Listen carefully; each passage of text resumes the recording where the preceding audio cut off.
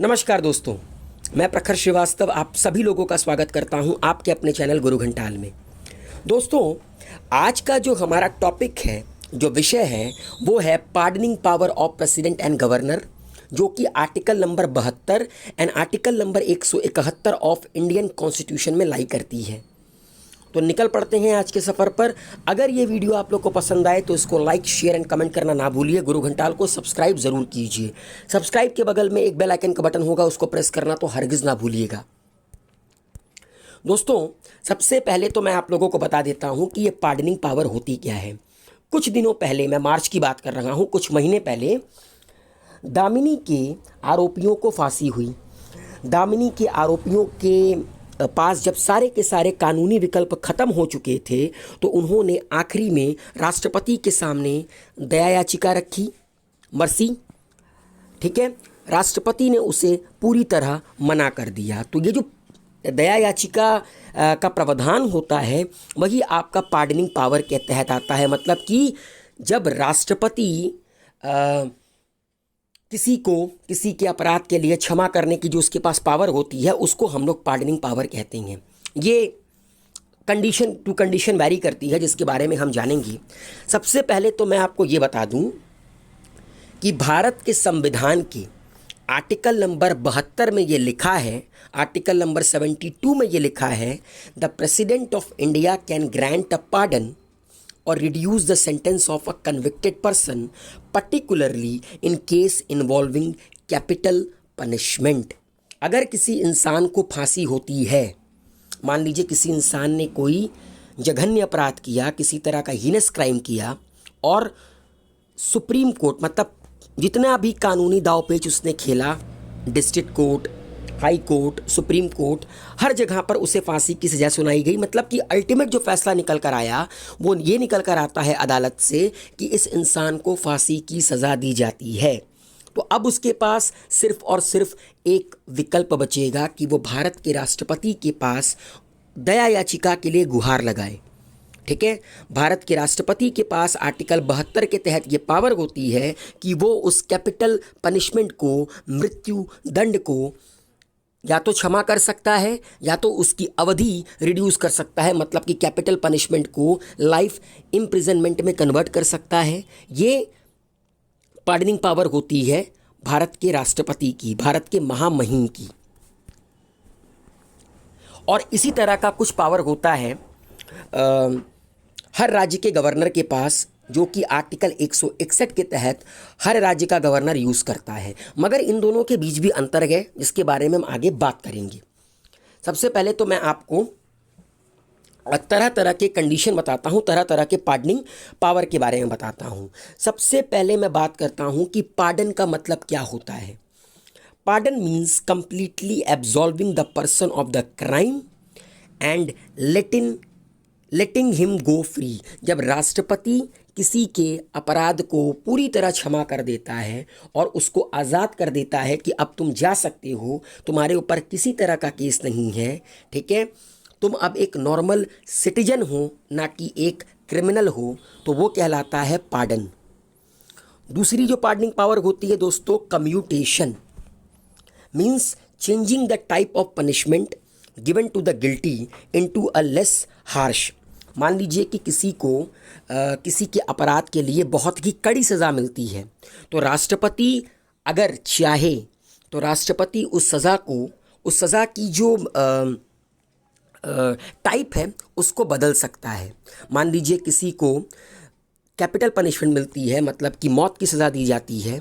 राष्ट्रपति अगर उस मौत की सज़ा को लाइफ सेंटेंस में कन्वर्ट कर देता है, मतलब कि आजीवन कारावास में कन्वर्ट कर देता है, तो ये आपका कम्यूटेशन पावर का इस्तेमाल करना होता है। हमारे भारत में बहुत सारे ऐसे केसेस हैं जब अपराधी को सुप्रीम कोर्ट से फांसी की सज़ा दी गई, मगर राष्ट्रपति ने कम्यूटेशन का इस्तेमाल करते हुए कैपिटल पनिशमेंट को कन्वर्ट कर दिया लाइफ इम्प्रिजनमेंट में। आपने प्रियदर्शनी मट्टो का केस सुना होगा, आपने जेसिका लाल का केस सुना होगा। इन सब में अपराधियों को पहले सुप्रीम कोर्ट अदालत की तरफ से क्या दिया गया था, डेथ पेनल्टी दी गई थी। ठीक है, बाद में इनके व्यवहार के कारण इन्होंने जब मर्सी की गुहार लगाई राष्ट्रपति के पास, तो कम्यूटेशन का इस्तेमाल करते हुए इनके पनिशमेंट के टाइप को बदल दिया गया। ठीक है, अगला आता है दोस्तों reprieve. Reprieve means a delay allowed in the execution of a sentence, usually a death sentence, for a guilty person to allow him some time to apply for presidential pardon or some other legal remedy to prove his innocence or successful rehabilitation। देखिए दोस्तों, जो reprieve है उसका मतलब क्या होता है कि अगर किसी इंसान को सज़ा दी गई है, ठीक है, मान लीजिए किसी इंसान को फांसी की सज़ा सुनाई गई है, ठीक है, राष्ट्रपति चाहे तो उसकी फांसी की सज़ा को थोड़ा डिले कर सकता है। ठीक है, जो भी उसका एग्जीक्यूशन ऑफ सेंटेंस है उसको थोड़ा सा डिले वो कर सकता है, थोड़ा सा वो आगे बढ़ा सकता है। ठीक है, और कुछ वक्त उस इंसान को दे सकता है कुछ लीगल रेमेडीज़ को पूरा करने के लिए या अपनी इनोसेंस को प्रूफ करने के लिए। अगर राष्ट्रपति को लगता है कि दैट इस इंसान के पास कुछ ऐसे सर्कमस्टांशियल एविडेंस हैं जिसके तहत ये इंसान अपने आप को इनोसेंट प्रूफ कर सकता है, तो राष्ट्रपति रिप्रीव के पावर का इस्तेमाल करता है। अगला आता है दोस्तों रीस्पाइट। रिड्यूसिंग द क्वांटम और degree of the punishment to a criminal in view of special circumstances like pregnancy and medical condition. जब मान लीजिए कोई इंसान है, मान लीजिए कोई महिला है या दूसरी तरफ एक इंसान है, महिला प्रेग्नेंट है, महिला कोई क्राइम करती है और कोर्ट उसको सज़ा सुनाती है, तो वो राष्ट्रपति के पास गुहार लगा सकती है कि ड्यू टू स्पेशल सर्कमस्टांसेस, क्योंकि मैं प्रेग्नेंट हूँ, मैं गर्भवती हूँ, तो आप प्लीज़ मेरी सज़ा की जो डिग्री है, जो क्वांटम है, उसको कम कर दीजिए। ठीक है, मान लीजिए किसी को 7 साल की सज़ा मिली तो उसको 3 साल की सज़ा कर दीजिए। या मान लीजिए कोई इंसान है वो पागल है, ठीक है, या मान लीजिए कि बाद में जाकर पागल हुआ, क्राइम करने के बाद पागल हुआ या जेल में जाने के बाद पागल हुआ, तो स्पेशल सर्कमस्टांसेस के केस में रिप्रीव का इस्तेमाल करके जो भी सज़ा कानून के द्वारा उसको दी गई है उसकी डिग्री को कम कर सकता है हमारे देश का महामहिम, हमारे देश का राष्ट्रपति, और इस पावर को कहते हैं रिप्रीव। और आखिरी जो पार्डनिंग पावर आती है दोस्तों उसको कहते हैं remission. Changing the quantum of the punishment without changing it nature.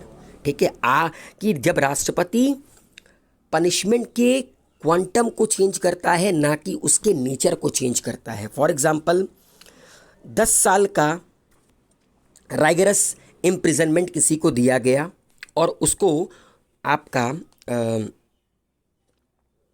थोड़ा कम कर दिया गया, या मान लीजिए किसी को 20 साल की सज़ा दी गई, उसको 10 साल कर दिया गया। ठीक है, देखिए रीस्पाइट और रीमिशन में सिर्फ एक ही अंतर है, रीस्पाइट में स्पेशल कंडीशन होती है, रीमिशन में किसी भी तरह की स्पेशल कंडीशन नहीं होती है। रीमिशन में राष्ट्रपति सिर्फ और सिर्फ जो क्वांटम ऑफ पनिशमेंट होता है, जो डिग्री ऑफ पनिशमेंट होती है, उसको थोड़ा सा चेंज करता है।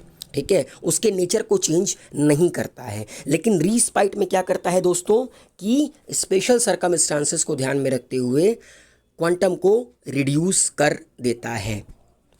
तो उम्मीद है आप लोगों को पार्डन, कम्यूटेशन, रिप्रीव, रीस्पाइट और रिमिशन समझ में आया होगा। यह आर्टिकल 72 के तहत पावर होती है हमारे देश के राष्ट्रपति के पास कि इन पांचों में से वो किसी भी तरह की पावर का इस्तेमाल कर कर अपने फैसले को सुना सकता है। अब दोस्तों इसी तरह एक पैरेलल पावर होती है गवर्नर के पास। ठीक है, आर्टिकल 161 के तहत गवर्नर के पास भी पार्डन पावर होती है।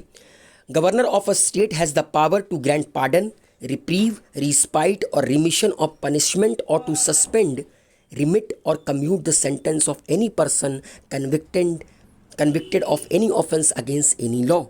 कि जिस तरह राष्ट्रपति के पास हम लोगों ने बात की पार्डन, रिप्रीव, कम्यूटेशन की पावर होती है, गवर्नर के पास भी आर्टिकल 161 के तहत ये पावर होती है। मगर it must be relating to a matter to which the executive power of the state extend. मगर याद रखिएगा कि जो लॉ होना चाहिए वो आपका स्टेट लॉ होना चाहिए, वरना खुद सोचिए दोस्तों कि अगर राष्ट्रपति और गवर्नर दोनों के पास पार्डनिंग पावर हो जाए बिल्कुल एक जैसी, तो लोग राष्ट्रपति के पास क्यों जाएंगे, सीधे गवर्नर के पास जाएंगे। हर राज्य का अपना अलग अलग गवर्नर होता है। यहाँ पर भी एक पतली सी लाइन खींची गई है between the pardoning power of president and state, it must be relating to a matter to which the executive power of the state extend. ठीक है, याद रखिएगा कि स्टेट लॉ के अंतर्गत जो भी अगर दया याचिका इसके पास रखी जाएंगी, गवर्नर के पास रखी जाएगी, तो गवर्नर उसको क्या कर सकता है, अप्रूव कर सकता है as per article 161। And please note that the president can grant pardon to a person awarded death sentence but a governor of a state does not enjoy this power. याद रखिएगा, अगर किसी इंसान को मौत की सजा सुनाई जाती है तो उसको क्षमा करने का अधिकार सिर्फ और सिर्फ भारत के राष्ट्रपति का है, किसी गवर्नर का नहीं है। ठीक है, पार्डनिंग पावर गवर्नर के पास भी है मगर राष्ट्रपति के इक्वल बिल्कुल नहीं है। अगर किसी को डेथ सेंटेंस दिया जाता है, किसी को फांसी की सज़ा सुनाई जाती है, तो वो किसी भी राज्य के गवर्नर के सामने गुहार नहीं लगा सकता, वो सिर्फ और सिर्फ राष्ट्रपति के सामने ही गुहार लगा सकता है। और याद रखिएगा कि गवर्नर सिर्फ और सिर्फ स्टेट लॉ से रिलेटेड पार्डनिंग पावर से डील करता है, राष्ट्रपति दोनों से रिलेटेड, क्योंकि राष्ट्रपति तो ओवरऑल महामहिम है। तो ये एक डिफरेंस होता है pardoning power of president and governor. अब अगला सवाल ये आता है दोस्तों कि ये पार्डनिंग पावर का नेचर कैसा है। हो सकता है राष्ट्रपति से भी गलती हो सकती है, मतलब क्या ये कंप्लीटली राष्ट्रपति के हाथ में होता है या इसके पीछे कुछ और भी चीज़ें वर्क करती हैं, आइए इसके बारे में जानते हैं। पहला सवाल ये है कि ये जो पार्डन आर्टिकल 72 के तहत हमारे देश का राष्ट्रपति एक्सरसाइज करता है, क्या वो एब्सोल्यूट है? तो इसका उत्तर है गलत। ठीक है, राष्ट्रपति के पास जो भी दया याचिका आती है, उसके ऊपर जो भी फैसला लेता है, पहले वो काउंसिल ऑफ मिनिस्टर से क्या करता है, एडवाइस करता है। तो दिमाग किसका चला, काउंसिल ऑफ मिनिस्टर का। राष्ट्रपति सिर्फ और सिर्फ फैसला सुनाएगा, सिग्नेचर करेगा, बात खत्म। The pardoning power of the president is not absolute, it is governed by the advice of the council of minister. तो कभी कभी मुझे लगता है फिर क्या फ़ायदा आर्टिकल 72 का, रिप्रीव, कम्यूटेशन, क्योंकि अल्टीमेटली सब कुछ तो काउंसिल ऑफ मिनिस्टर करेगी। राष्ट्रपति के नाम पर आपने ये पावर दे रखा है, राष्ट्रपति को तो अपने विवेक का इस्तेमाल करना ही नहीं है। राष्ट्रपति को तो अपने विवेक का इस्तेमाल करना ही नहीं है, जो भी करना है सब कुछ तो आपका काउंसिल ऑफ मिनिस्टर को करना है। तो याद रखिएगा कि ये पावर एब्सोल्यूट नहीं होती है। ये संविधान में नहीं दिया है, मगर ये एक प्रैक्टिकल ट्रुथ है। बहुत सारे लोगों को लगता है कि दया याचिका में सिर्फ और सिर्फ राष्ट्रपति का रोल होता है, तो आप सरासर गलत हैं। ठीक है, राष्ट्रपति का सिर्फ और सिर्फ यही रोल होता है कि उसके पास कोई भी दया याचिका आएगी, वो काउंसिल ऑफ मिनिस्टर को क्या कर देगा, रेकमेंड कर देगा। काउंसिल ऑफ मिनिस्टर जो भी एडवाइस करेंगे, राष्ट्रपति सिग्नेचर करेगा और उसको फॉरवर्ड कर देगा। Further, the Constitution does not provide for any mechanism to question the legality of decision of president or governor exercising mercy jurisdiction। अब देखिए सवाल आता है कि राष्ट्रपति और गवर्नर ये जो मर्सी जुरिसडिक्शन की पावर इस्तेमाल करते हैं, क्या उसकी लीगैलिटी पे कोई सवाल उठा सकता है? मतलब हो सकता है कि काउंसिल ऑफ मिनिस्टर ने गलत एडवाइस दिया, या हो सकता है उनसे कुछ छूट गया, कुछ फैक्ट छूट गए, तो किसी की ज़िंदगी और मौत का सवाल है। तो क्या इसकी लीगैलिटी पर, ठीक है, क्वेश्चन उठाया जा सकता है? तो दोस्तों, सुप्रीम कोर्ट ऑफ इंडिया ने एक केस हुआ था, पुरु सुधाकर केस, जिसमें एक बात साफ कही थी, has given a small window for judicial review of the pardon power of the president and governor for the purpose of ruling out any arbitrariness। कि अब राष्ट्रपति का जो पार्डनिंग पावर है, गवर्नर का जो भी पार्डनिंग पावर है, जो भी डिसीजन आएगा, उसको जुडिशियल रिव्यू किया जा सकता है।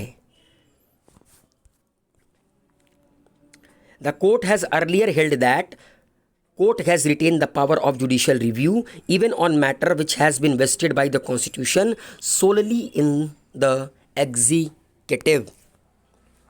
कोर्ट ने पहले भी कह रखा था कि कोर्ट के पास ये पावर है आर्टिकल 137 के तहत। मैंने अपने सुप्रीम कोर्ट ऑफ इंडिया के वीडियो में इसके बारे में बताया है, उसको आप जाकर पढ़िएगा ज़रूर, ठीक है, कि जुडिशियल रिव्यू कर सकती है सुप्रीम कोर्ट ऑफ इंडिया, ठीक है, और ये भारत के संविधान में लिखा है, ठीक है। तो एक बात याद रखिएगा, ये एक तरह का एब्सोल्यूट पावर नहीं है।